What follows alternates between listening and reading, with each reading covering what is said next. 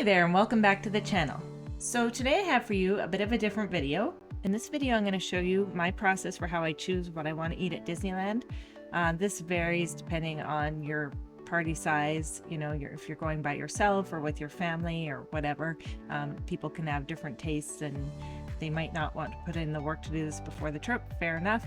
Or if you're in a family like mine where I'm the crazy Disneyland one and everyone else is just along for the ride, then I will be the one scouring the menus and looking at pictures and deciding all the things I want to eat, and everyone else just puts up with it. Of course, if we're in the parks and somebody sees something that they want to eat and we have it in our budget, we'll just get it. This list is a set of guidelines. It's not rules. It's like the Pirates Code, right? The code is more what you'd call guidelines than actual rules. Anyway, so we can just pick and choose what we want from it, but it helps us if we're indecisive, and it helps me make sure that if there's something I really want to eat and it's a priority, then yeah, I'll make sure it's on my list and I'll make sure that I get it. You can do this for all your meals, or you can do it just for your most important ones, things that you really want to try. So yeah, you can customize this for what works for you. And I'm just going to show you what I did for me. And I went with my son last spring, and so this is what I did for us on the trip. It was just two of us, so it was a lot simpler. But again, customize it for you and your party size and what you want to do. Or just keep an eye out for things over the next few months before your trip, if you have that long, and just, take notes on your phone. And it doesn't have to be a big ordeal with a spreadsheet and all that. Just showing you what I'm doing. Okay, so here I have the Disneyland app, and you can go to the map. I mean, there's different ways of navigating, but you can go to the map and then sort it by dining, and then sort it by list form, and then you just go to the restaurant that you want and look at the menu. So that's usually how I start out with. I just go look at the menus for all the restaurants, and I just see if there's anything that catches my eye and jumps out at me that sounds like I want to have. And you can do this for all the restaurants at Disneyland and DCA, and even most of the ones at Downtown Disney, and it will give you prices and what's included, and it's really great. And there's often two sections, or multiple sections. There can be snack, there can be breakfast, and then a lunch and dinner tab, so just make sure you select all the options. The one downside with this is that you cannot see what the food looks like. So if you go like you're going to make a mobile order, then you don't actually place the order, you just go through the process like you're going to do it. Then you can see pictures of what the food looks like. That's for all the locations that have mobile order. So not every dining location in Disneyland has mobile order. Obviously there are places that are going to be sit-down restaurants, or they're just a little snack stand or whatever. So not every place has pictures, but for a lot of your quick service options, you're going to get pictures, which are great. And then when you leave, you don't save your changes, and it's not going to place any order for you.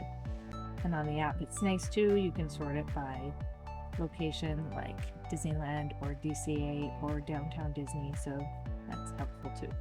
All right, so as I was going through all the menus, which took, a few days, me just looking at it on my phone whenever I had free time, I would take notes, and I made a list on my phone of the food that I was interested in. And then I entered it in a spreadsheet because I like spreadsheets. And so I put the location and the item, I put the cost in it.